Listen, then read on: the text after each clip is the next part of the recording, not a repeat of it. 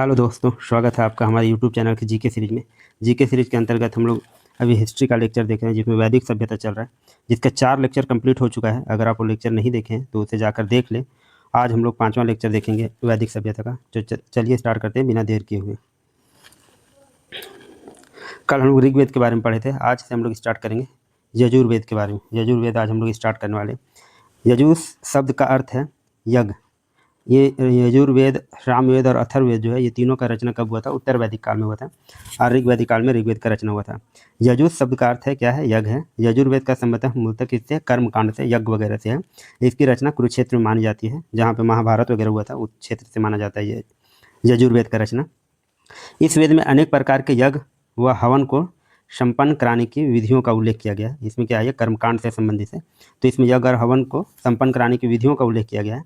और यह जो वेद है वो गद्य और पद्य दोनों में लिखा गया है। ये क्वेश्चन बहुत बार पूछा गया, कौन सा वेद गद्य और पद्य दोनों में लिखा गया है? तो इसका आंसर है यजुर्वेद। यजुर्वेद 2 भागों में विभाजित है कि कौन कौन सा है? कृष्ण यजुर्वेद और शुक्ल यजुर्वेद। 2 भागों में विभाजित किया हम लोग यजुर्वेद को, कृष्ण यजुर्वेद और शुक्ल यजुर्वेद। जिसमें कृष्ण यजुर्वेद की रचना गद्य में है और शुक्ल यजुर्वेद की रचना क्या है? पद्य में है। गद्य में है ये कृष्ण यजुर्वेद और शुक्ल यजुर्वेद की रचना पद्य में, मतलब एक कविता के शैली में होता है पद्य में। इस वेद में ही सर्वप्रथम राजसू या वाजपेय यज्ञों का वर्णन मिलता है। ये दोनों यज्ञ के बारे में हम लोग पिछले क्लास में पढ़ चुके हैं। यज्ञ में कहे जाने वाले गद्यात्मक मंत्रों को यजुस तथा मंत्रों का उच्चारण करने वाले को क्या कहते हैं? पुरोहित या अधर्वी कहते हैं। गद्यात्मक मंत्रों को क्या कहते हैं? यजुस, और मंत्रों का उच्चारण करने वालों को क्या कहते हैं? अधर्वी कहते हैं। यजुर्वेद में हाथियों को पालने का उल्लेख है तथा कृषि एवं सिंचाई का उल्लेख मिलता है। हाथियों को पालने का भी उल्लेख मिलता है यजुर्वेद में, और कृषि एवं सिंचाई का भी उल्लेख मिला है। यजुर्वेद का अंतिम अध्याय जो है वो क्या है? ईशावास्य उपनिषद है। ईशावास्य उपनिषद की रचना बाद में हुई थी। यजुर्वेद का अंतिम अध्याय है ईशावास्य उपनिषद, जिसका संबंध क्या है? आध्यात्मिक चिंतन से। यजुर्वेद 5 प्रकार के चावल का उल्लेख है। कौन कौन से चावल? महाव्रीहि, कृष्णव्रीहि, शुक्लव्रीहि, आशुधान्य और हायन। ये हम लोग पहले पढ़ चुके हैं पिछले क्लास में 5 प्रकार के चावल के बारे में। शुक्ल यजुर्वेद की शाखा को वाजस्नेय तथा कृष्ण यजुर्वेद की शाखा को आपस्तंभ संहिता भी कहते हैं। देखिए, शुक्ल यजुर्वेद की जो शाखा है उसको क्या बोलते हैं? वाजस्नेय, और कृष्ण यजुर्वेद की शाखा को आपस्तंभ संहिता भी कहा जाता है। शुक्ल यजुर्वेद की मुख्य शाखाएं कौन कौन सी है ये देख रहे हैं। मध्यान्ह, कानु तथा मध्यान्ह और कानु, ये शुक्ल यजुर्वेद की शाखाएं हैं। और कृष्ण यजुर्वेद की शाखाएं कौन कौन है? 4 शाखाएं इसकी, काठक, कपिस्थल, मैत्रेयी, तैत्तिरीय और संहिता।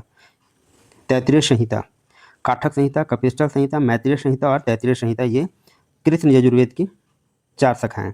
तो यजुर्वेद के बारे में हम लोग देखें, ये गद्य और पद्य दोनों में लिखा गया है।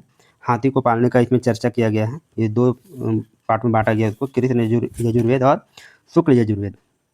अब हम लोग आगे देखते हैं सामवेद के बारे में। साम समन धातु से निकला है, जिसका अर्थ है लय या ताल। साम मतलब किस धातु से निकला है? समन धातु से, जिसका अर्थ होता है लय और ताल। इसमें गाए जाने वाले मंत्रों का उल्लेख है। इस प्रकार सामवेद का तात्पर्य उस ग्रंथ से है मंत्र गाए जा सकते हैं और जो संगीतमय हो, इससे सामवेद का उल्लेख है। सामवेद में संकलित मंत्रों को देवताओं की स्तुति के समय गाया जाता है। सामवेद में जो मंत्र हैं ये हम लोग पहले देखें। सामवेद जो है गाने का जिक्र है इसमें। सामवेद में कुल 1875 ऋचाएँ हैं, जिनमें 99 ऋचाएँ मूल हैं, जबकि शेष ऋग्वेद से ली गई हैं। इसमें 99 ऋचाएँ जो हैं वही इसके मूल हैं, और बाकी जो ऋचाएँ हैं 1875 में से वो सारे ऋग्वेद से ली गई हैं।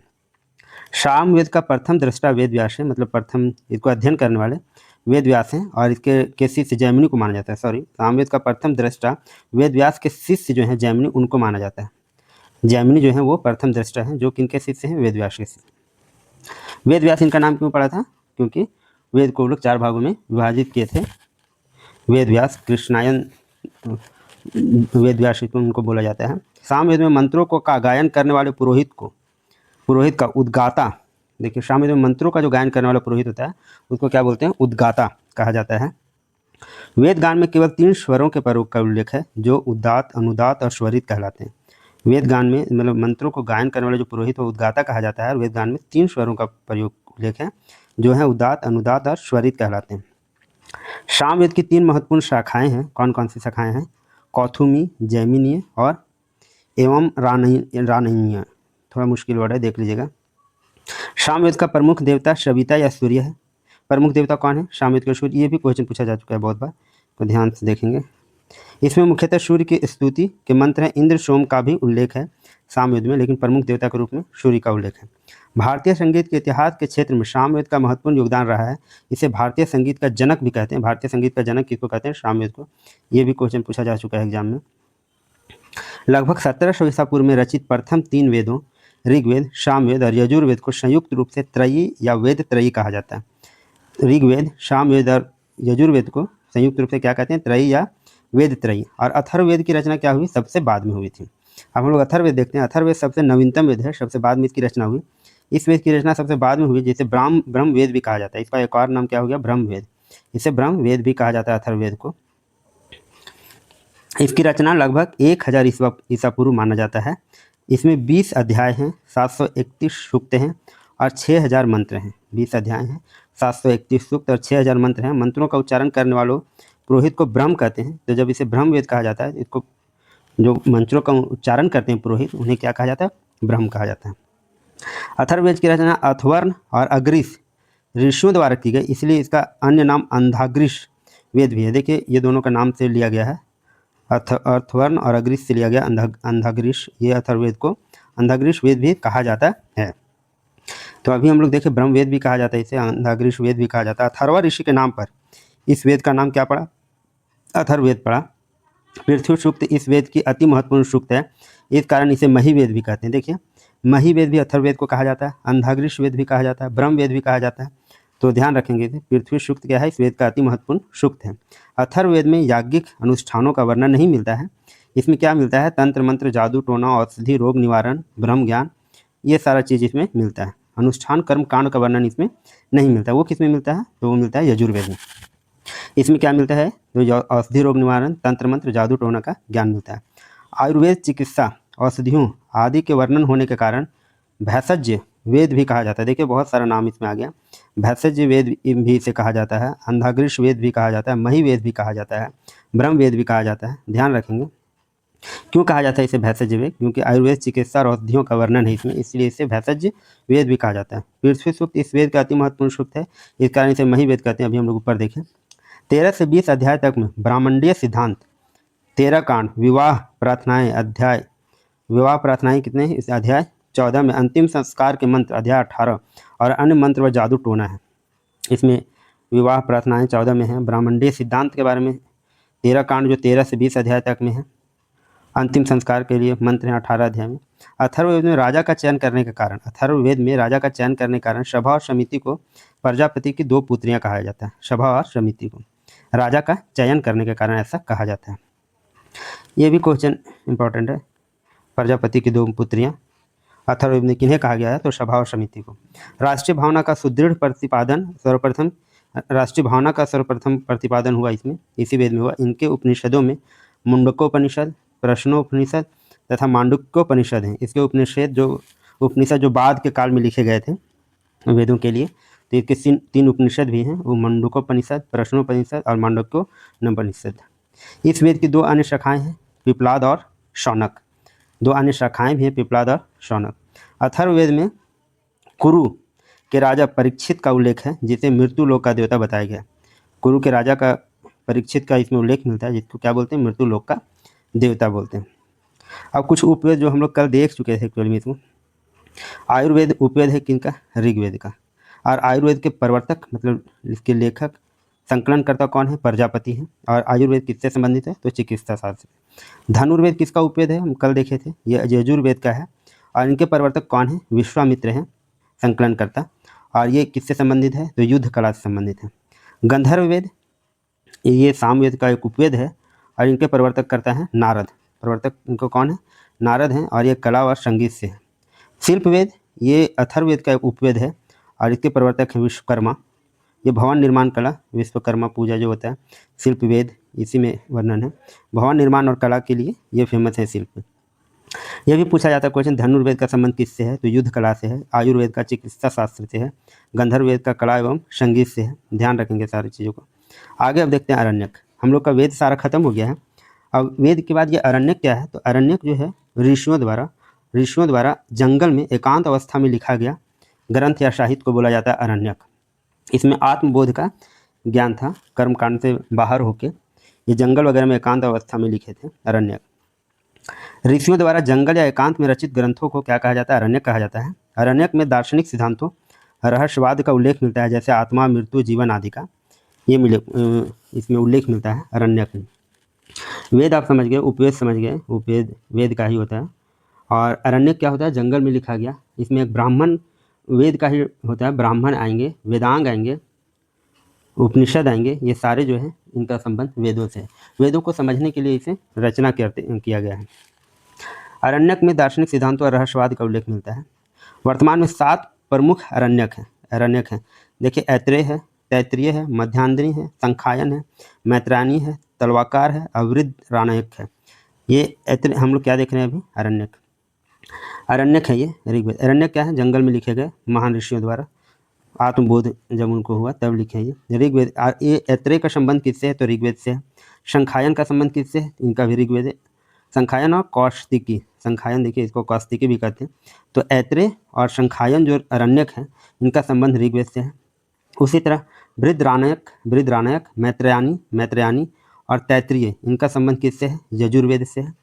उसके बाद जैमिनियोपनिषद या तवलकार, जैमिनियोपनिषद या तलवाकार, देखिए ये तलवाकार जो है इनका संबंध है सामवेद से, और इसका अथर्ववेद का कोई अरण्यक नहीं है। तो अरण्यक एकांत अवस्था में ऋषियों के द्वारा लिखा गया, ऋग्वेद को समझने में और आसान बनाने के लिए। इसी कारण वेदांग की भी रचना की गई है। प्रश्नोत्तरी में 3 ग्रंथ भगवद गीता, ब्रह्म सूत्र और उपनिषद सम्मिलित हैं। प्रस्थानत्रयी में 3 ग्रंथ शामिल हैं, भगवद गीता, ब्रह्म सूत्र, उपनिषद। वेदांग क्या होते हैं? वेदों के अंग को वेदांग कहते हैं। चूँकि वेद अगर शरीर है तो उसके अंग जो हैं वो वेदांग हैं।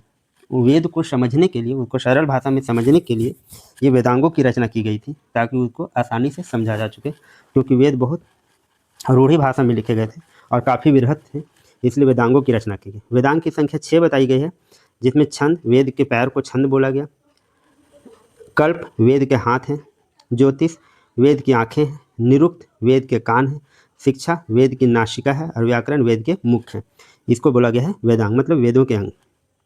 अब शिक्षा में क्या है? वैदिक वाक्यों को स्पष्ट उच्चारण हेतु इसका निर्माण हुआ, ताकि हम लोग वेद को अच्छे से समझ पाएँ, इसीलिए हम लोग वेदांग की रचना किए। वैदिक वाक्यों का उच्चारण स्पष्ट कैसे हो, कैसे उसका उच्चारण हो, इसलिए हम लोग क्या किए? शिक्षा वेदांग बनाया गया। शिक्षा वेदांग वैदिक शिक्षा संबंधी प्राचीनतम साहित्य प्रतिशाख्य, वैदिक वाक्यों को उच्चारण के समझने के लिए इनका रचना किया गया। कल्प क्या है? वैदिक कर्मकांड, जितना भी पूजा, अनुष्ठान, यज्ञ होते थे, वेदों के किस मंत्र का प्रयोग किस कर्म में करना चाहिए का वर्णन किया गया। इसमें कल्प का वेदांग का रचना किया गया कि किस कर्मकांड में किस मंत्र का प्रयोग किया जाना चाहिए। इसकी शाखाएं हैं श्रोता सूत्र, गृह सूत्र, धर्म सूत्र और शूल सूत्र। ये वेदांग को और संक्षिप्त अवस्था में लिखा गया। सूत्र जो होते हैं, वेदांग को और संक्षिप्त किया गया। वेद को संक्षिप्त करके वेदांग बनाया गया, वेदांग को और संक्षिप्त करके, ताकि वो आम जनमानस तक पहुंच सके समझने के लिए सूत्र की रचना हुई थी। तो 4 कल्प सूत्र हैं, श्रोत सूत्र, ग्रह सूत्र, धर्म सूत्र और शूल सूत्र। फिर हम लोग देख रहे हैं वेदांग। शिक्षा देख लिए, कल्प देख लिए, 6 वेदांग हैं। व्याकरण समास एवं संधि के नियम, नामों एवं धातुओं की रचना, उपसर्ग एवं प्रत्यय आदि के वर्णन है। पाणिनि के अष्टाध्यायी प्रसिद्ध व्याकरण है। ये वेद के व्याकरण को समझने में ये व्याकरण वेदांग उसको आसान बनाता है। निरुक्त क्या है? शब्दों की उत्पत्ति एवं निर्वचन बतलाने वाले शास्त्र निरुक्त कहलाते हैं। शब्दों की उत्पत्ति कहाँ से हुई? यास्क ने निरुक्त की रचना की, जो भाषा शास्त्र का प्रथम ग्रंथ माना जाता है निरुक्त को। छंद क्या है? वैदिक साहित्य में मुख्य रूप से गायत्री, त्रिष्टुप, जगती, बृहति आदि छंदों का प्रयोग किया है। पिंगल का छंद शास्त्र प्रसिद्ध है। छंद मतलब बहुत सारे शब्दों को मिलाकर जो बनता है, एक वाक्य वगैरह बोल सकते हैं हम लोग। वैदिक साहित्य में मुख्य रूप से गायत्री, त्रिष्टुप, जगती, बृहति आदि छंदों का प्रयोग किया गया है। एक पैरा बोल सकते हैं। इसमें ज्योतिष शास्त्र के विकास को दिखाया गया है। इसके ज्योतिष वेदांग में इसमें प्राचीनतम आचार्य लगध मुनि हैं। शल्वसूत्र जयमितीय गणना संबंधित है। शल्वसूत्र जयमितीय गणना संबंधित है, मतलब कि यज्ञ वगैरह जो होता था, तो यज्ञ वेदी जो बनता है उसका माप क्या होना चाहिए, ये ज्यामितीय गणना का ज्ञान हमको मिलता है शूल सूत्र से। इस तरह हम लोग 6 वेदांग देखें। वेदों को आसान भाषा में समझने के लिए 6 वेदांगों की रचना की गई। जो पहला शिक्षा थी, या फिर यहाँ देख लें आप, छंद थे, कल्प थे, ज्योतिष थे, निरुक्त थे, शिक्षा थे और व्याकरण थे। ये 6 वेदांग हैं। वेदांग आई थिंक समझ में आ गया होगा आप लोग को वेदांग क्या है। वेदांग देखिए शिक्षा है, प्राचीनतम ग्रंथ ध्वनि शास्त्र है, ग्रंथ रीत है और इसके प्रवर्तक हैं शौनक। कल्प सूत्र क्या है, धार्मिक आचरण से संबंधित है ये, इसमें धर्म सूत्र, शुल्ब सूत्र, श्रौत सूत्र, ग्राह सूत्र ये है। आशुलायन और बौधायन इसके प्रवर्तक हैं। ज्योतिष क्या है, खगोल विज्ञान से संबंधित है। वेदांग ज्योतिष ग्रंथ क्या है इसका, वेदांग ज्योतिष। लगध मुनि इसके प्रवर्तक हैं। व्याकरण, व्याकरण का प्राचीनतम ग्रंथ व्याकरण है, अष्टाध्यायी ग्रंथ है और ये लेखक कौन है, पाणिनि। ये बहुत बार क्वेश्चन पूछा गया, अष्टाध्यायी के लेखक। निरुक्त व्युत्पत्ति शास्त्र, शब्दों का व्युत्पन्न कैसे हुआ, कैसे उनकी उत्पत्ति हुई, उससे संबंधित है निरुक्त और ये इसके प्रवर्तक हैं महर्षि यास्क। छंद क्या है, माप पाशिधांत छंद सूत्र और इसके पिंगल ऋषि जो हैं प्रवर्तक हैं। इसमें ज्योतिष के प्रवर्तक याद रखेंगे, बहुत जरूरी है। लागध मुनि, व्याकरण, अष्टाध्यायी के लेखक पाणिनि। ये थे वेदांग। अब वेदांग के बाद ये सूत्र अभी हम लोग देखें, वेदांग को और संक्षिप्त किया गया। सूत्र अभी कल्प सूत्र में हम देखें 4 तरह का सूत्र था। उसी इस साहित्य की रचना ईसा पूर्व 6ठी शताब्दी के आसपास शुरू हुई। सूत्र ग्रंथों को कल्प कहा जाता है। कल्प अभी जो वेदांग देखें, ऐसे सूत्र जिनमें विधि और नियमों का प्रतिपादन किया गया है कल्प सूत्र कहलाते हैं। ये 4 प्रकार के थे। तो जो कल्प वेदांग था हम लोग का, इसमें क्या था, इसमें कर्म कांड से संबंधित था और उसी से संबंधित मंत्रों वगैरह का उच्चारण ये सूत्र में हुआ। इस साहित्य इतना हुआ, इसके सूत्र ग्रंथ को कल्प कहा जाए। इस सूत्र में विधि और नियमों का प्रतिपादन किया गया, कल्प सूत्र कहलाते हैं। 4 प्रकार के थे। वेदांग से भी ये सूक्ष्म रूप थे। ये श्रौत सूत्र थे, यज्ञ संबंधी नियमों का इसमें उल्लेख था। गृह सूत्र थे, मनुष्य एवं लौकिक परलौकिक कर्तव्यों से संबंधित था। धर्म सूत्र थे, धार्मिक सामाजिक एवं राजनीतिक कर्तव्यों का इसमें उल्लेख था। और शुल्ब सूत्र, इसमें यज्ञ वेदियों को नापने, उनके स्थान, चयन और निर्माण आदि का वर्णन था। तो ये सूत्र थे। आगे हम लोग देखते हैं ब्राह्मण ग्रंथ। ब्राह्मण ग्रंथ क्या है, तो ये भी वेद के ही अंतर्गत आते हैं। वेद को समझने में आसान बनाने के लिए ये ब्राह्मण ग्रंथ की भी रचना हुई थी। ब्रह्म शब्द का अर्थ है यज्ञ, इसमें कर्म कांड का वर्णन ज़्यादा किया गया है। ब्रह्म शब्द का अर्थ है यज्ञ, अर्थात यज्ञ के विषय का अच्छी तरह से प्रतिपादन करने वाला ग्रंथ ब्राह्मण ग्रंथ कहे गए, जो गद्य में रचित थे। जो क्या थे, गद्य में रचित थे। ये ब्राह्मण ग्रंथ का रचना हुआ है। और जब इस लोग जो है कर्म कांड से उब गए थे, तब वो जंगलों में जाकर आत्मबोध करने लगे और उसमें अरण्यक की रचना हुई। और सबसे बाद में रचना हुई है उपनिषद की, जिसमें समाज में यथार्थ चीज़ों को दिखाने का कोशिश किया गया है, सही चीज़ों को दिखाने का। तो ये ब्राह्मण ग्रंथ पढ़ रहे हैं, इसमें यज्ञ अर्थात यज्ञों के विषय में अच्छी तरह प्रतिपादन करने वाले ग्रंथ हैं। ऋग्वेद के ब्राह्मण ग्रंथ ऐत्रेय, कौस्तिकी, यजुर्वेद के ब्राह्मण ग्रंथ तैत्तिरीय व शतपथ, सामवेद के पंचविश, जैमिनीय, षाडिश, तांडय और अथर्ववेद का एकमात्र ब्राह्मण ग्रंथ गोपथ है। देखिए ये क्वेश्चन बहुत इंपॉर्टेंट है, गोपथ किसका ब्राह्मण ग्रंथ है, तो ये है अथर्ववेद का। अब यहाँ पे देखिए ऐत्रेय जो है ब्राह्मण ग्रंथ भी है, ऐत्रेय अरण्यक भी है, ऐत्रेय उपनिषद भी है। ये तीनों जगह आते हैं। तो ऐत्रेय जो है एक वैदिक परंपरा है और तीनों के काल में इनसे संबंधित किताबें लिखी गई, तो उसी को हम लोग ऐत्रेय ब्राह्मण ग्रंथ बोलते हैं। जब ये अरण्यक लिखा गया तो ऐत्रेय अरण्यक बोलते हैं, और जब ये उपनिषद लिखा गया इससे संबंधित तो ऐत्रेय उपनिषद कहा जाता है। इस तरह आपको बहुत सारे नाम मिलेंगे। तो ऐत्रेय आपको तीनों में देखेंगे, ब्राह्मण ग्रंथ में भी आएंगे, अरण्यक में भी आते हैं, उपनिषद में भी आते हैं। तो ऐत्रेय को कोई किताब ना समझ के ये क्या है, एक वैदिक परंपरा थी और समय के साथ जैसे जैसे ग्रंथ लिखा गया वैसे वैसे इसका नाम पड़ा। ऋग्वेद में ब्राह्मण ग्रंथ ऐत्रेय है, कौस्तिकी ऋग्वेद के हैं। यजुर्वेद के ब्राह्मण ग्रंथ तैत्तिरीय व शतपथ हैं। सामवेद के पंचविश और जैमिनीस और षाडिश व तांडय हैं। और अथर्ववेद का एकमात्र गोपथ है। यह भी पूछा जाता है ऐत्रेय ब्राह्मण ग्रंथ किससे संबंधित है, तो ऋग्वेद से। शतपथ ब्राह्मण ग्रंथ, ये देखिए शतपथ ब्राह्मण ग्रंथ का संबंध किससे है, यजुर्वेद से। शतपथ ब्राह्मण ग्रंथ में स्त्री को पुरुष की अर्धांगिनी कहा गया है एवं इसमें जल प्रलय की कथा, पुरूरवा उर्वशी का आख्यान मिलता है। शतपथ ब्राह्मण में क्या बताया गया, पुरुष की अर्धांगिनी बताया गया है स्त्री को, और जल प्रलय की कथा, पुरूरवा उर्वशी का आख्यान मिलता है। शतपथ ब्राह्मण की रचना याज्ञवल्क्य ऋषि ने की, जबकि पंचविश ब्राह्मण की ग्रंथ की रचना तांडय ऋषि ने। देखिए शतपथ की रचना कौन की थी, याज्ञवल्क्य स्मृति। शतपथ ब्राह्मण आप देख लीजिए किससे संबंधित है, तो ये है यजुर्वेद से संबंधित है। किससे संबंधित है, यजुर्वेद से। और पंचविश, देखिए पंचविश यहाँ पे आ रहा है, पंचविश ब्राह्मण ग्रंथ की रचना कौन के थे, तांडय ऋषि। ये ब्राह्मण ग्रंथ जो देख रहे हैं हम लोग, ये क्या है, फिर से बता दे रहा हूँ, वेदों को आसान भाषा में समझने के लिए, उतना जटिल वेदों को नहीं समझा जा सकता था, बहुत वृहत थे, उनको छोटे छोटे पार्ट में ये बांटा गया, इसी कारण वृहत ब्राह्मण ग्रंथ की रचना हुई, उपनिषद की रचना हुई, वेदांत की रचना हुई। सामवेद का ब्राह्मण ग्रंथ षड्विश, जिसकी रचना अद्भुत ब्राह्मण ने की, इसमें भूकंप जैसी प्राकृतिक आपदाओं से मुक्ति के बारे में बताया गया। ये षड्विश जो ब्राह्मण ग्रंथ है वो इसमें क्या बताया गया, भूकंप जैसा प्राकृतिक आपदा से बचने की, मुक्ति के बारे में। शतपथ ब्राह्मण में महाजनी प्रथा का प्रथम बार उल्लेख हुआ है। महाजनी प्रथा का प्रथम बार उल्लेख किसमें हुआ है, शतपथ ब्राह्मण में। आश्रम प्रणाली का ये ध्यान रखेंगे, शतपथ ब्राह्मण ये पूछा जाएगा, शतपथ ब्राह्मण का संबंध किससे है, तो आपको पता होना चाहिए यजुर्वेद से। शतपथ ब्राह्मण का संबंध यजुर्वेद से, ऐत्रेय ब्राह्मण ऋग्वेद से, महाजनी प्रथा शतपथ ब्राह्मण। आश्रम प्रणाली को सर्वप्रथम उल्लेख ऐत्रेय ब्राह्मण में मिलता है, अभी ध्यान रखेंगे। शतपथ ब्राह्मण में एक स्थान पर क्षत्रियों को ब्राह्मण से श्रेष्ठ कहा गया, ये हम लोग पिछले क्लास में भी देखे थे। ऐत्रेय ब्राह्मण में पुत्री को कृपण अर्थात दुखों का स्रोत कहा गया, बहुत गलत बात है। ऐत्रेय ब्राह्मण में कहा गया ये का संबंध किससे, ऋग्वेद से। अब पुत्री को क्या बोला, दुखों का स्रोत, ऐसा बोला गया। ओम शब्द का पहली बार उल्लेख कठोपनिषद में हुआ। देखिए बहुत बार पूछा गया एग्जाम में, ओम शब्द का पहली बार उल्लेख किसमें हुआ, कठोपनिषद। किसमें हुआ, कठोपनिषद। जैमिनीय सारणी इसमें कठोपनिषद के बारे में ये ध्यान रखेंगे आप लोग। ओम शब्द का पहली बार उल्लेख हुआ, आगे हम लोगों को मिल जाएगा कठोपनिषद। शतपथ ब्राह्मण में कृषि की चारों क्रियाएं, जुताई, बुआई, कटाई और मड़ाई का वर्णन मिलता है किसमें, शतपथ ब्राह्मण। देखिए यहाँ पे है ऋग्वेद का ये ब्राह्मण है, ऐत्रेय ब्राह्मण ग्रंथ बोलते हैं। सांख्यायन, कौस्तिकी ब्राह्मण, शुक्ल यजुर्वेद। यजुर्वेद दो पार्ट में था, शुक्ल यजुर्वेद और कृष्ण यजुर्वेद। तो शतपथ ब्राह्मण का संबंध शुक्ल यजुर्वेद से है, तैत्रीय ब्राह्मण का संबंध कृष्ण यजुर्वेद। सामवेद में है क्या है, पंचविश तांडय। अच्छा ये उपनिषद में हम लोग को कठोपनिषद मिलेगा, ये जो हम लोग यहाँ जिक्र किए थे। अभी हम लोग ब्राह्मण ग्रंथ पढ़ रहे हैं।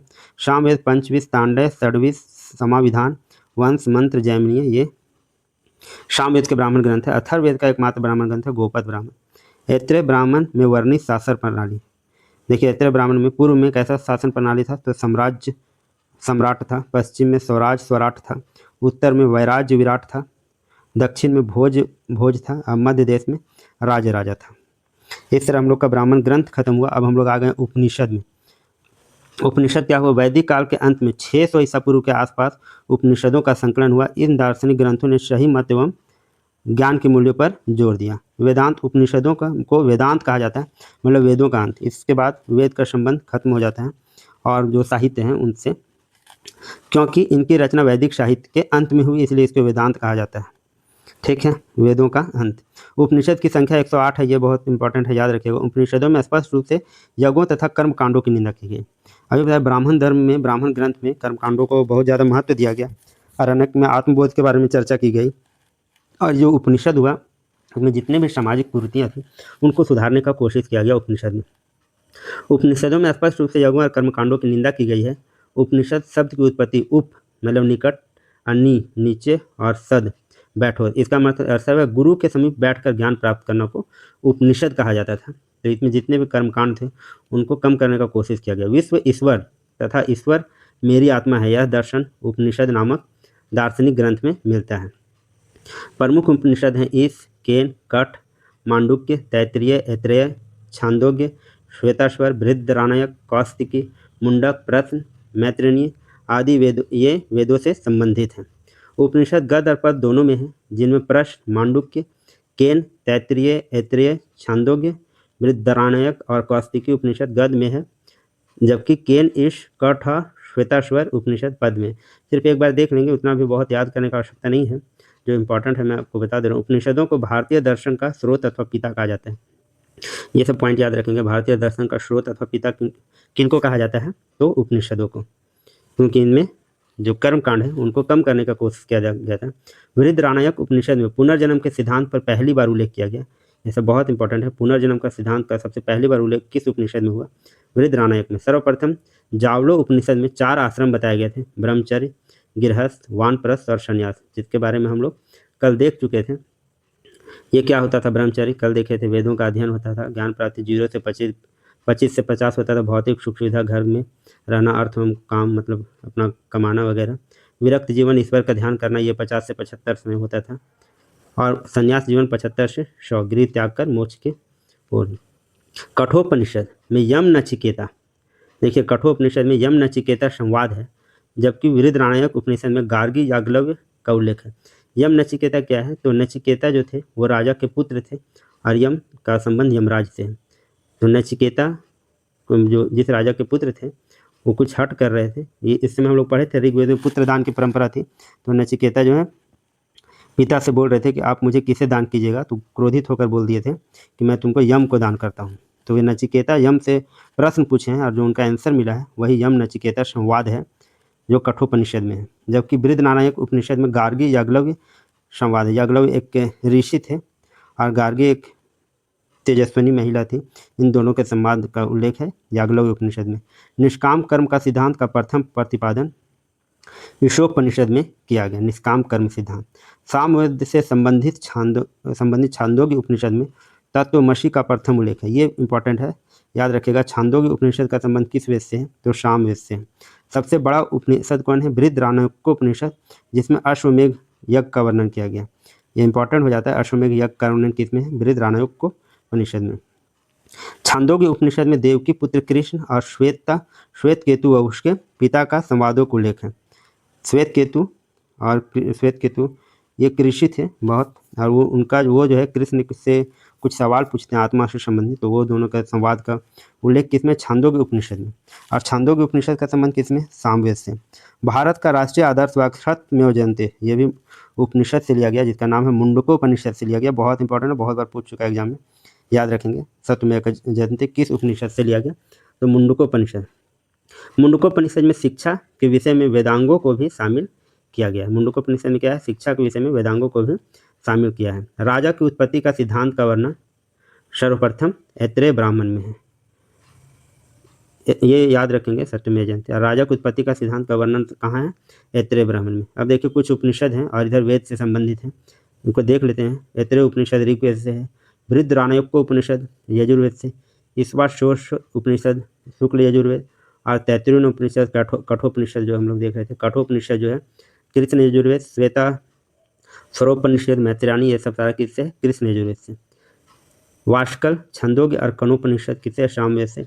अथर्ववेद से संबंधित है मुंडकोपनिषद। मुंडकोपनिषद देखिए इसी से सत्यमेव जयते लिया गया है। 24 बैलों द्वारा खींचे जाने वाले हल का उल्लेख काठक संहिता में मिलता है। काठक संहिता, ये हम लोग आज ऋग्वेद से या वेदों से संबंधित और विभिन्न ग्रंथ देख रहे थे।